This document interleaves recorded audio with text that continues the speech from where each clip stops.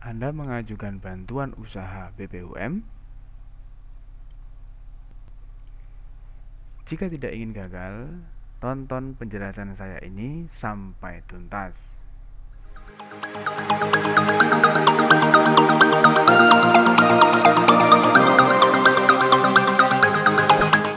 Jangan lupa subscribe dan klik tombol lonceng supaya Anda semua selalu mendapatkan informasi terupdate dari KPM TV.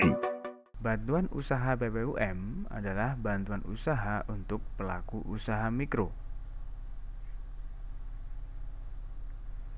yang memiliki aset di bawah 50 juta dan memiliki omset di bawah 300 juta.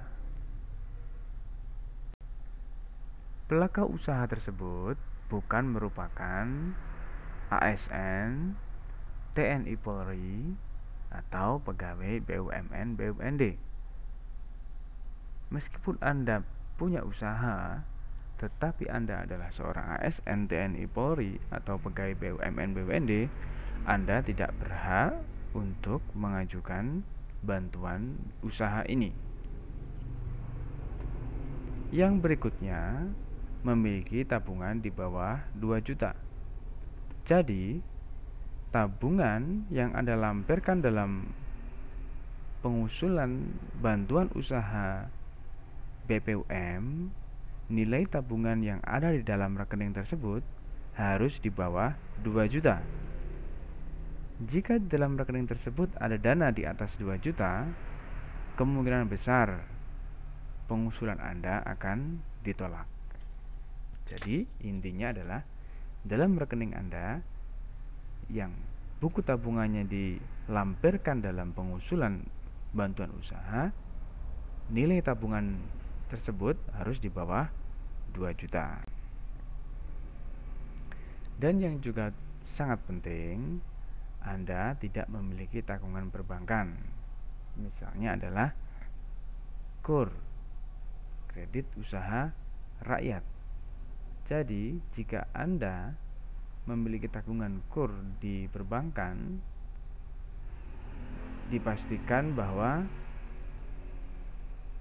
pengusulan Anda akan mengalami kendala atau bahkan bisa gagal.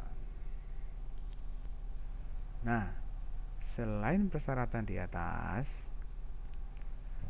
Anda juga harus mengikuti prosedur yang telah ditentukan. Ini yang kebanyakan orang sering tidak dilakukan. Mungkin karena malas, atau mungkin karena kurang tahu, atau tidak mau mencari tahu. Jadi ketika Anda mengusulkan sebuah bantuan, Anda harus tahu prosesnya, harus tahu prosedurnya, harus diikuti prosesnya. Jangan hanya mengusulkan saja, kemudian sudah ditinggal pergi. Anda harus mengetahui prosesnya dan harus mengetahui prosedurnya.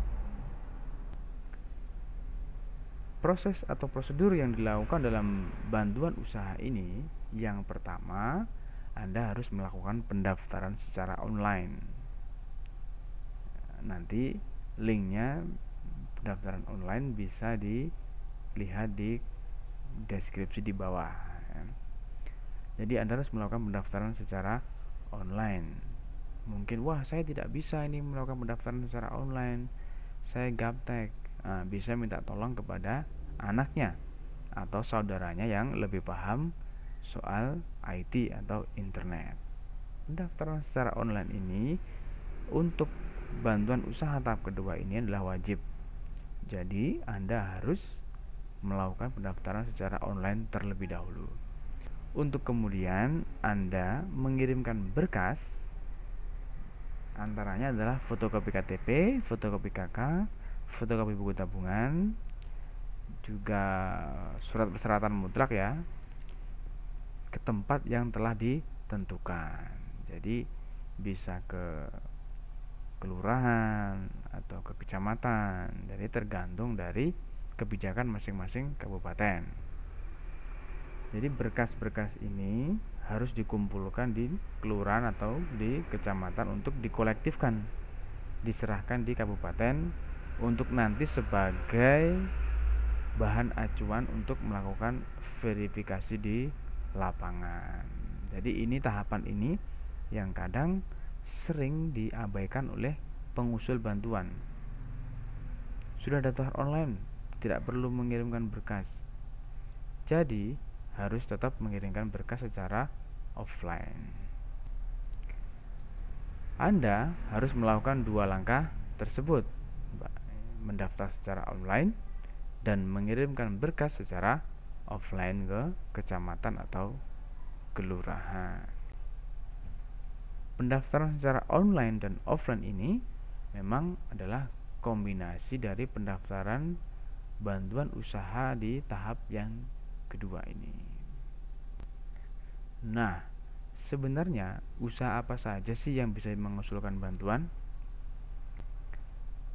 Nah, kategori usaha mikro yang pertama adalah toko peracangan, yang kedua adalah toko sembako, yang ketiga jasa servis, yang keempat rumah makan, yang kelima produksi olahan makanan dan minuman, yang keenam penjahit konveksi, dan yang ketujuh dan lain-lain bisa Anda tambahkan sendiri. Mungkin Anda punya usaha kecil yang lain yang belum termasuk di sini juga bisa dimasukkan. Yang terpenting nanti ditulis saja. Nanti akan ada petugas yang akan melakukan verifikasi dan validasi ke lapangan. Jangan lupa untuk mengikuti tahapan yang telah ditentukan. Jadi jangan sampai Anda hanya daftar online tapi offline tidak dikumpulkan berkasnya, atau hanya Anda mengumpulkan berkas tapi tidak melakukan pendaftaran secara online.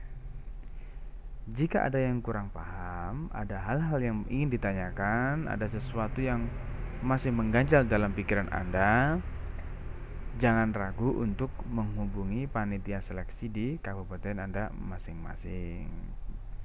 Silakan dicari nomor HP-nya, nomor WA-nya yang bisa dihubungi. Anda bisa langsung bertanya kepada panitia seleksi yang bersangkutan. Demikian dari saya.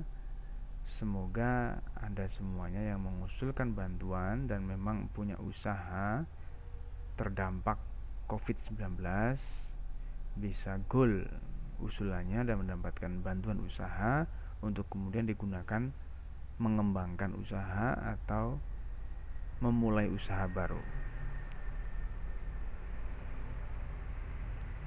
Terima kasih. Wassalamualaikum warahmatullahi wabarakatuh.